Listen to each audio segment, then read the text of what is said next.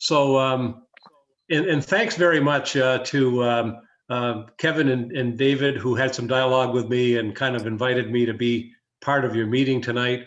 I'm going to talk to you a little bit about the concept of living shorelines, which is as a concept is really catching on around all around the country, and for that matter, all around the world. To give you an idea, what are living shorelines to begin with? They're really living shorelines is all about working with nature, not against it. This is kind of funny but I've been working on coastal erosion, involved heavily with coastal erosion since I came back to New England in 2007. A lot of training and a lot of exposure to different problems, but the state of Maine, DEP in particular, traditionally has not been had not been very progressive in the area of looking at new alternatives. And actually, a good friend of mine there by the name of Dave Waddell actually told me once. He said, "Pete, our approach to coastal erosion has been the 5 R's, and that would be rock, rock, rock, rock, or retreat. So if rock doesn't work 4 or 5 times, then you leave." Living shorelines is a concept that has actually been in use around the world, if you can believe it, for about 1,000 years. And there's a country called the Netherlands, which has been really a leader in that, and they've been doing it for just about all of that time. And there's evidence that even goes back further than that. But we'll say we've got about 1,000 years experience as a species, as a human race, with living shorelines. So again, this goes against the more commonly used hard armor type solutions that you see a lot of, not only in Maine, but all over the country, where we've really kind of tried to work against nature as opposed to with nature. The living shorelines concept is about creating flexible and resilient, really vibrant communities, diverse, and you can just, again, you could just look at the slide that I'm showing here to give you some ideas in terms of improving water quality, providing fisheries habitat, biodiversity. And what it really all comes down to is working with nature as a partner, as opposed to trying to conquer nature as an adversary. All of you know where this is, certainly. Again, I've been involved in coastal erosion control training for about 12 years, 13 years, and we've been talking about this constantly up and down the New England coast. I guess you could say Camp Ellis is known as a problem child, a difficult, challenging environment. But I thought it would be interesting to you to know, those of you who live in the area, that you're not alone.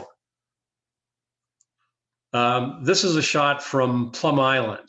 Plum Island in Massachusetts is a place that's experienced really some devastation. And Plum Island actually has a lot in common with Camp Ellis. It's at the mouth of the Merrimack River. There are jetties at the mouth of the Merrimack River, as there are at the mouth of the Saco River.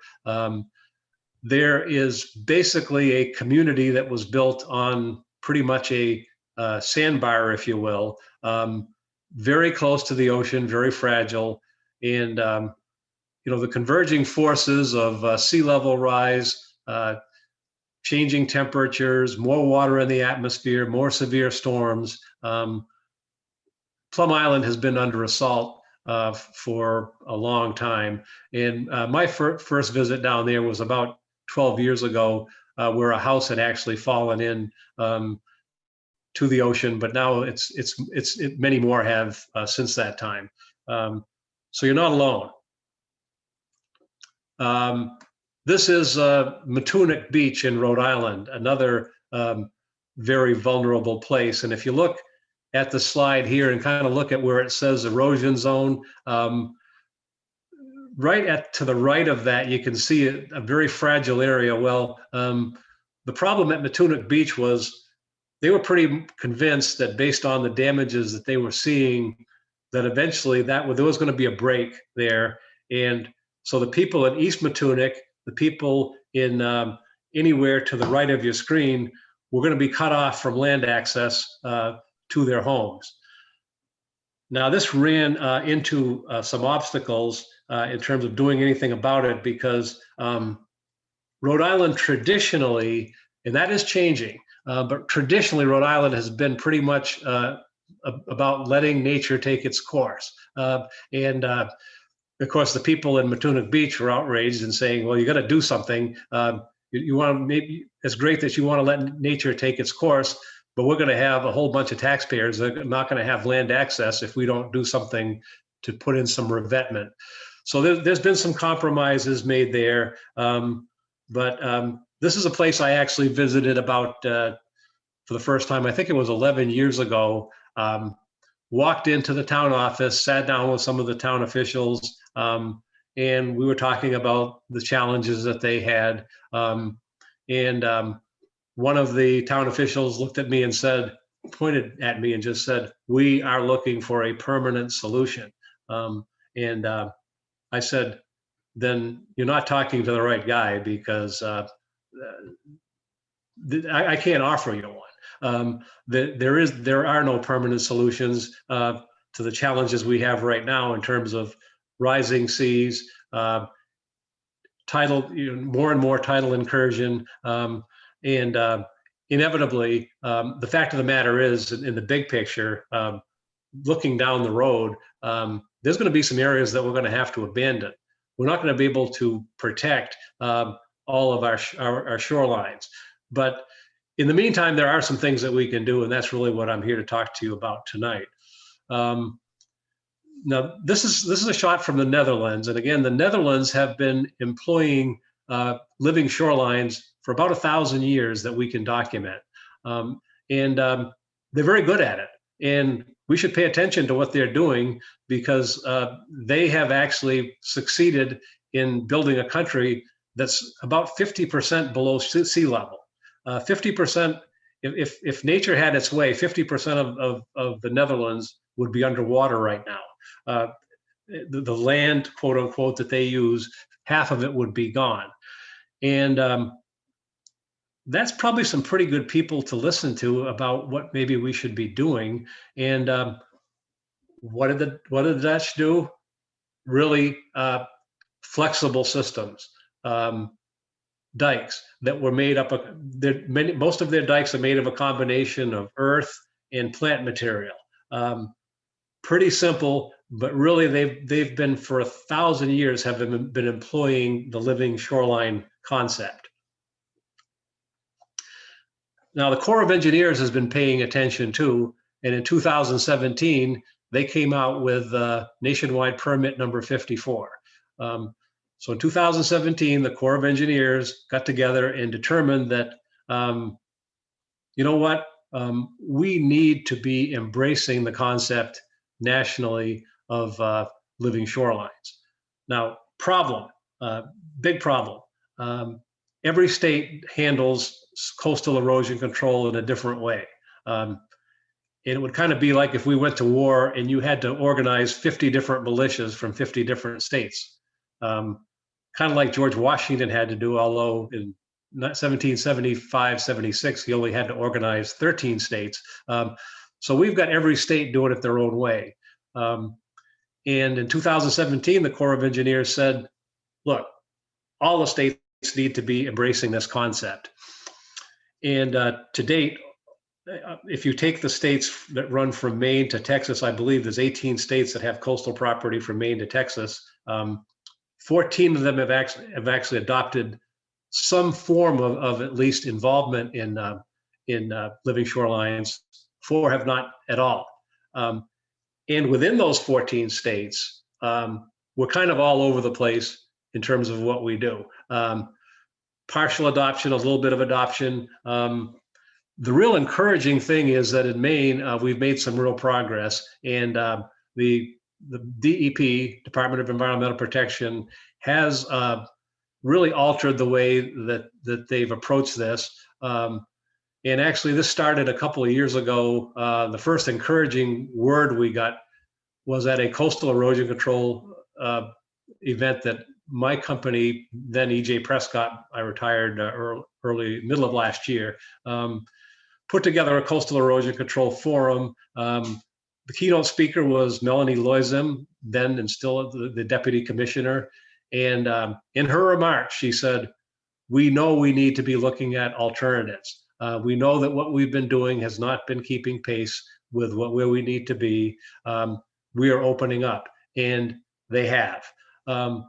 So again, what did the Corps of Engineers call out? Well, they called out exactly what you're seeing here: nature-based solutions, combinations of plant, stone, sand, organic materials, planting in marshes, forming new beaches, building oyster reefs, using coir logs and mats, rock sills. We'll talk a little bit more about some of these things in a second.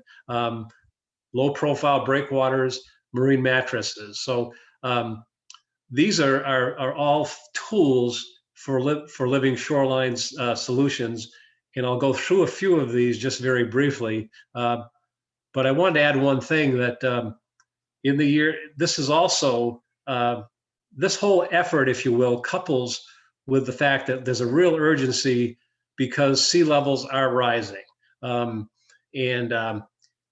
Last year, actually, the Maine Climate Council came out with these conclusions that we needed to commit to manage 1.5 feet of sea level rise by the year 2050, 3 feet of sea level rise by 2100.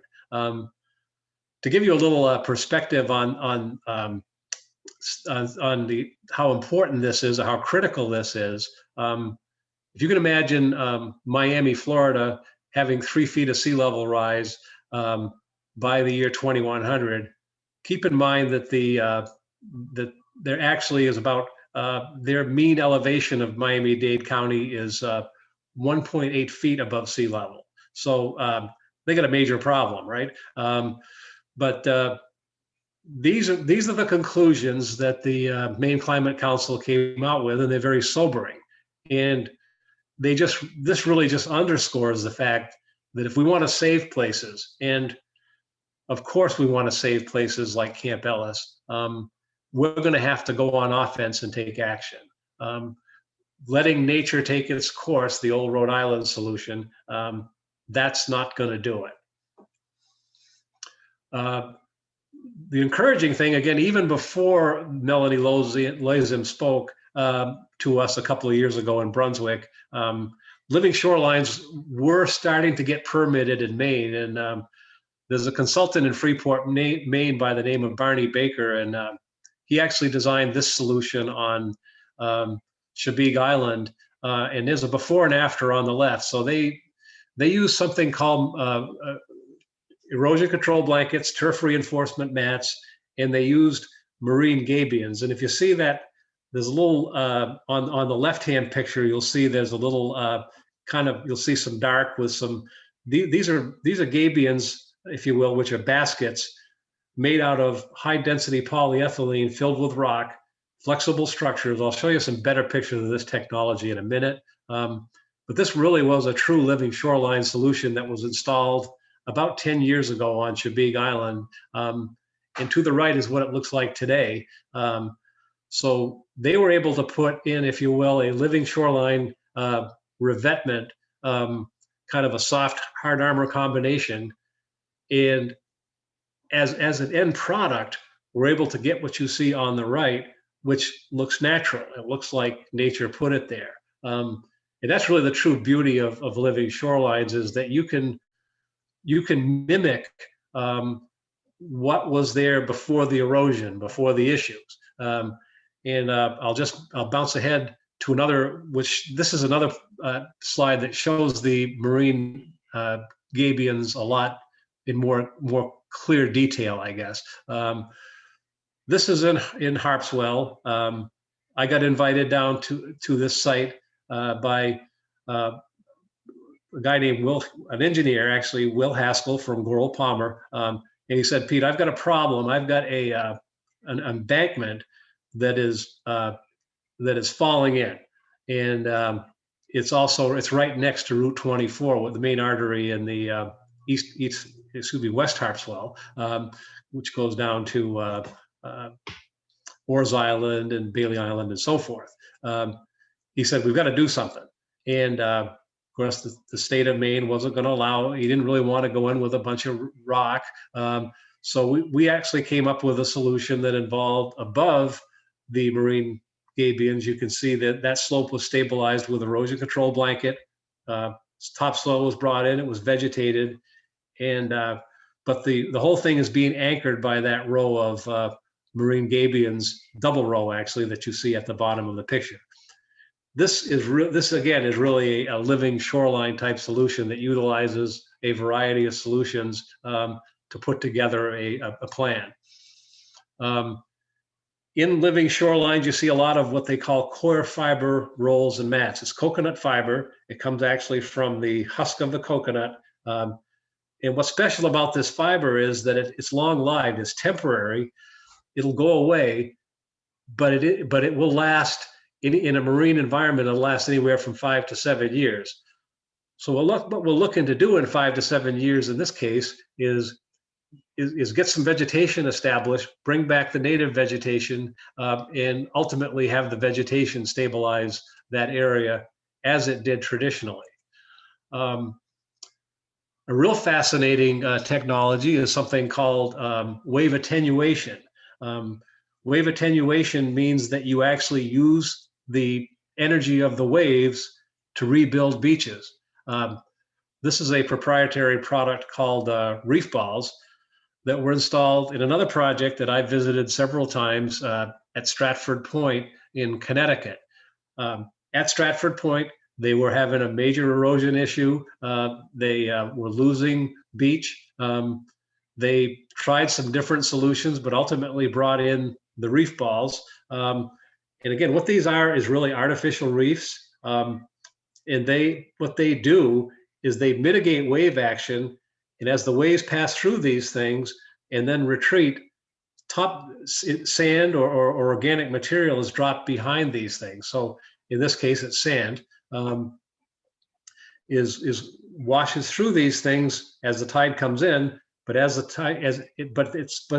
the same time it's slowed down. And by slowing down and mitigating that wave action, again, that's why they call it wave attenuation, you end up with a sediment deposit. So this was an experiment that was done a few years ago at Stratford Point in Connecticut. This is what it looked like about a year later. Actually had new vegetation established because these reef balls had, again, slowed that wave action down, caused the material to be deposited, and you got a natural accretion of sand. These are actually products from another manufacturer, Living Shoreline Solutions out of Florida. These are, again, are wave attenuation devices. And take a look at the places where there are no devices. Take a look at where there are devices. Now, keep in mind, first of all, that this is actually from Virginia. And the most vulnerable place in this picture you're going to see is right where these devices were placed. This is the place that gets the greatest wave action. If you go to the left, it's a little bit less direct. You go to the right, it's a little bit less direct. Here it's kind of a direct hit, pretty much with waves that can start, for example, in Spain, and if they want to, and head all the way there unobstructed. But look behind those arrays of wave attenuation devices, and you can see how much sand is there. So they really do accrete sand. They use the natural energy of the ocean forces to actually push that past these devices, and then it's deposited behind. And in many cases, these can be moved out again, can be redeployed, and you can even build up more beach. But this technology has really taken off. around the country. The U.S. Army Corps of Engineers has endorsed it. As a matter of fact, when George H.W. Bush was president, they actually received a special commendation from the President of the United States for a project that they did in Florida. So fascinating technology that, again, actually uses the energy of the waves to build up beaches. Very fascinating. Now, interesting, it kind of started in the technology really got started in the Caribbean, made its way to Florida, started to get permitted in Florida, has now reached as far as Delaware, as far as I know. It's worked its way up the coast, and there's no question, and of course, again, in Connecticut, where we had the reef ball experimental air installation that was put in by the Connecticut agency is the Department of Energy and Environmental Protection. They actually are monitoring that project right now. So this technology is working its way up the coast. And of course, are there objections to these things? Absolutely. The state of Rhode Island objects to them because they see them as a navigational hazard, and they see them as a hazard to surfing activities. And my question to them is, which I haven't gotten a good answer on, is, well, what about natural reefs? These are man-made reefs. Are you going to ban all natural reefs too? I don't think so. Natural reefs actually are nature's way of one of nature's ways of attenuating wave energy. And what you do with natural reefs is you mark them, and you have navigational guides to make sure that people don't run over them. But there's all kinds of side benefits to these too, in terms of they create habitat for marine life, and there are some pretty dramatic statistics regarding the fact that a high concentration of sea life actually thrives in areas where there's where there are natural reefs, and again, that can be recreated with artificial reefs as well. So in the spring of this year, we got involved in helping the Maine Department of Environmental Protection put in 3 experimental living shoreline solution demonstration projects in Maine. 2 of them are in Brunswick, 1 is in Yarmouth. And in the 2 of them in Brunswick, we brought in some what's called shell bags. If you can picture this, coconut fiber bag is actually being stuffed with the clam shells that you can see over on the left.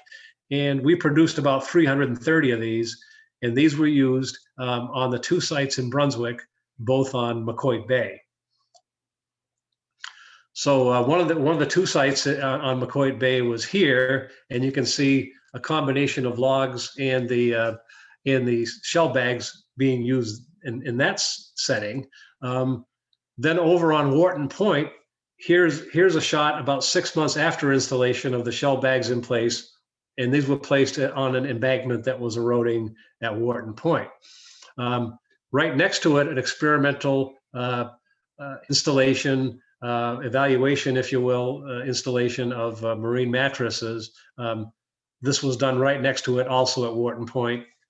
This is about 6 months in, looking really good, and you can see some natural accretion going on there with tidal mud and so forth in that area.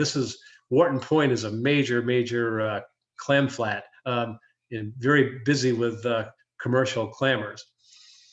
So here's Utopia. Here's what you're looking at. This is a shot. This is kind of the ultimate, I guess you could say, in living shoreline solutions. But this picture was taken by a good friend of mine by the name of Seth Wilkinson. Seth is one of the leading installers and designers of living shorelines in New England. He happens to live on Cape Cod, where a lot of the living shoreline movement really got its start over the last 20-25 years. Primarily because Massachusetts has been very, very anti-hard armament for a long time, so they were really forced to look more in the area of more strongly in the area of living shorelines. So this is, again, kind of living shoreline utopia. You have a beautiful looking home here but what you've done in terms of protecting it is attractive, it looks natural, and it has some sustainability characteristics as well. And that's the moose, and that moose indicates that I'm at the end of my formal talk, but I would certainly open it up at this point to any questions that anybody had. I have one. In our situation, which I assume you're at least a little familiar with, what are the alternatives that we could employ as far as the living shores are concerned? I think you'd want to look at the whole. That's a great question, Rick. And I would look at the whole toolbox. I would rule nothing out. What you're going to need is, to get started, at least you need a concept, and then ultimately you're going to need, drawings and so forth, and calculations, and engineering plans and so forth. But on the front end of it, you're going to really need a concept, and without looking at the site, I would rule nothing out. But the fact of the matter is, there isn't a place on this planet that, in my opinion, that should not be looking at living shoreline solutions. Hard armament is what we're used to doing. We're used to battling against the sea with sea walls and with curtain walls and with rock revetment. But that's not a sustainable solution. It's not a long-term solution. If I build a seawall in front of my house and Emily happens to be next door to me, my seawall is going to have an adverse effect on her property. And in the end, if I have a neighbor on the other side, unless they do the same thing, they're going to have the same problem. So the toolbox, Rick, is wide open at Camp Ellis and every other beach on the planet, is, in my humble opinion. Anyone else? Yes, Donna, go ahead. Thank you. So ballpark, I mean, what are we talking about for cost? Like when you look at these artificial reefs and you look at these different things, what are the costs? Great question, Donna. And you're going to love the answer, because the answer is hard armament is more expensive than living shoreline solutions overall. The cost, I guess the way the costs are spread out is a little bit different, because living shoreline solutions are gonna kind of, there's going to be incremental cost along the way. There might be a problem, you do a little repair, you make a little adjustment here and there. There's more monitoring that takes place. Let's face it, Don, if I build a concrete wall, it gets inspected, it's a concrete wall, nothing's going to happen to that, right? But if I do something like maybe build a dune and it get breached in a 150-year storm or something, I might have to do some repairs. But the good news is all of the data that I've looked at, and I've been looking at this for, like I say, 13 years. Hard armor is the most expensive, with revetment systems probably being the most expensive, like these curtain walls and so forth. But the most economical solutions are living shorelines.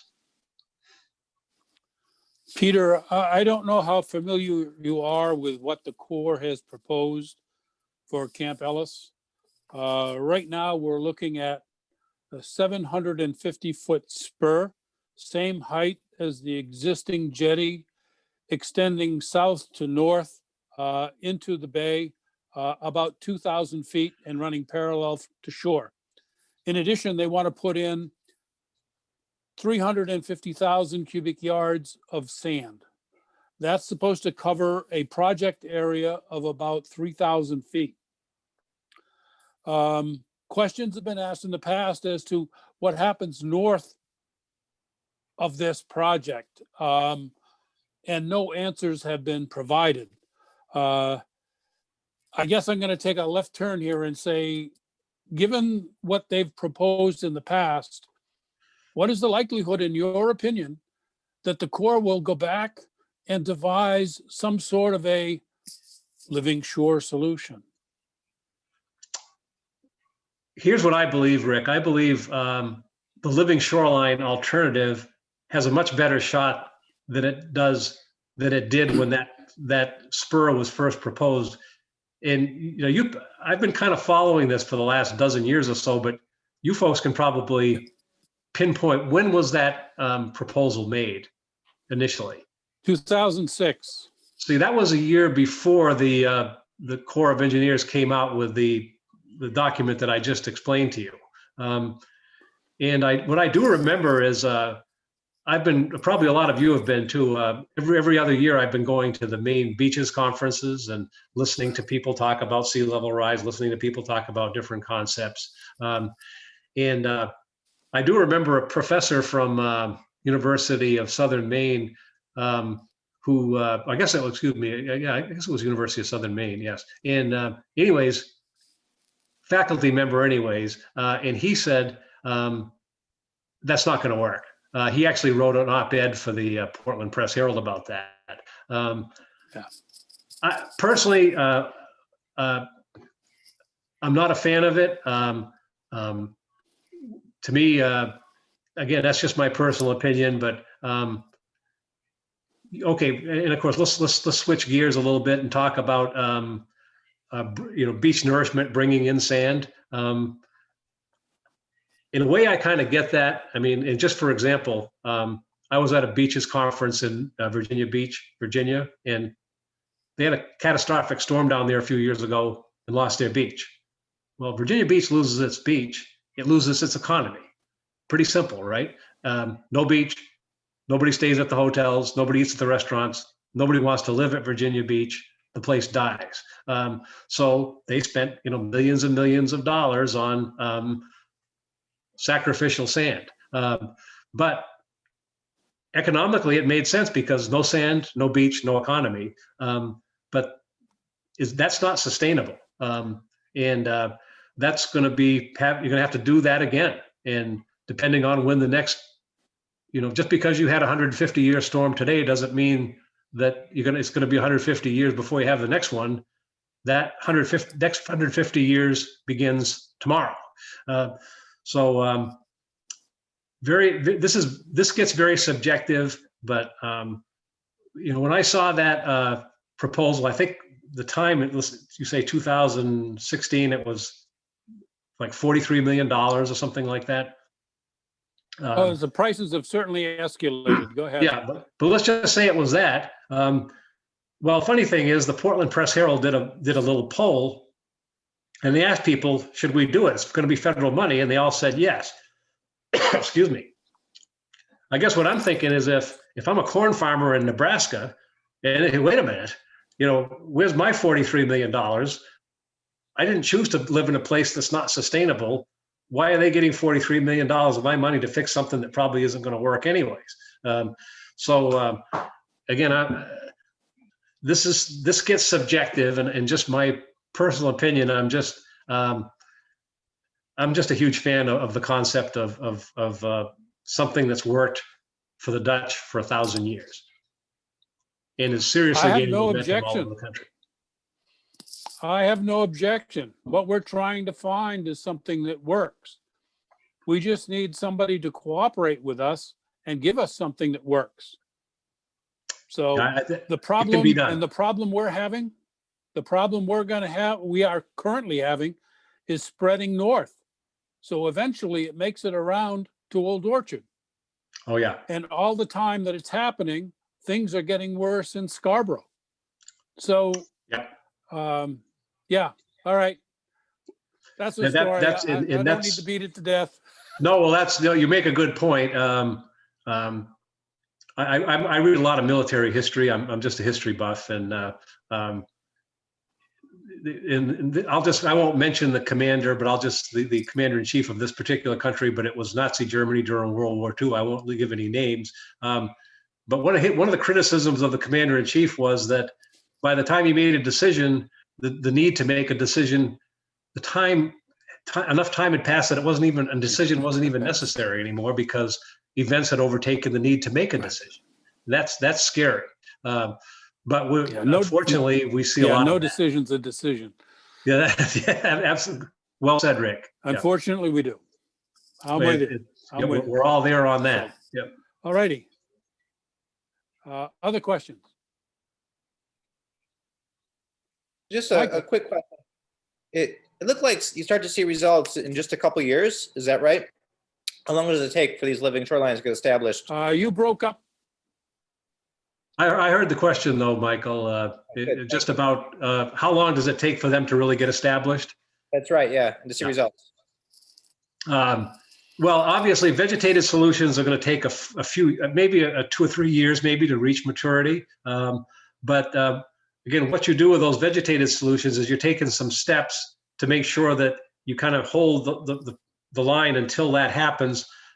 Hence the use of a lot of coconut fiber rolls, which are going to have like that 5 to 7 year life. So it's buying you that time to get that full stand of vegetation in order to, to kind of build that whole system. But there's so many pieces in the short time we had tonight. There's so many other pieces too, like the to living shorelines, like creating kind of low impact breakwaters, the construction of sand dunes.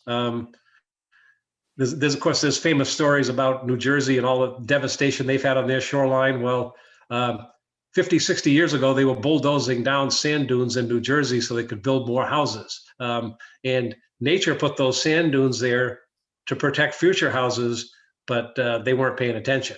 Down in Rehoboth Beach, Delaware, they left the dunes alone. And when Hurricane Sandy came along, Rehoboth Beach did very well. New Jersey got absolutely pounded. And I don't know if any of you have been watching, like This Old House did a series on what's the reconstruction of the New Jersey coast after Hurricane Sandy, and incredible amounts of money being spent by people in order to stay someplace where we probably shouldn't be, putting houses, elevating houses, putting in all kinds of bulletproof foundations that where the sea will actually be allowed to run under your house. But again, that's all short-term thinking.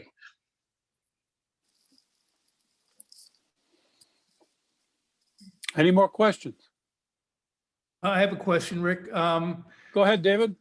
What's your relationship with Maine Geologic, if you have one? I know that Maine Geologic has certainly shown interest, if not more, in living shorelines. And do you ever work with them? How do they get involved in something like this?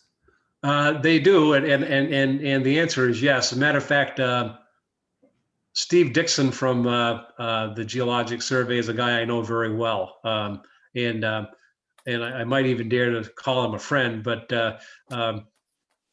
as I was putting together coastal erosion workshops up and down the Maine coast over the last dozen years or so, we use Steve 2 or 3 times as a featured speaker because he's a very passionate guy, very articulate. One of the funnier things, though, is Steve was a speaker at the Maine Beaches Conference, my first one I went to, and his job was to take us in July down the beach from I guess it was Southern Maine Community College in South Portland, and he's trying to show us all of these erosion problems, and some of the male guys had a hard time. They were paying attention to what he was talking about, if you know what I mean. It was like July, and it was one of the hottest days of the year, and so Steve gets a lot of credit for that, for taking us on a field day, under those circumstances. But great guy.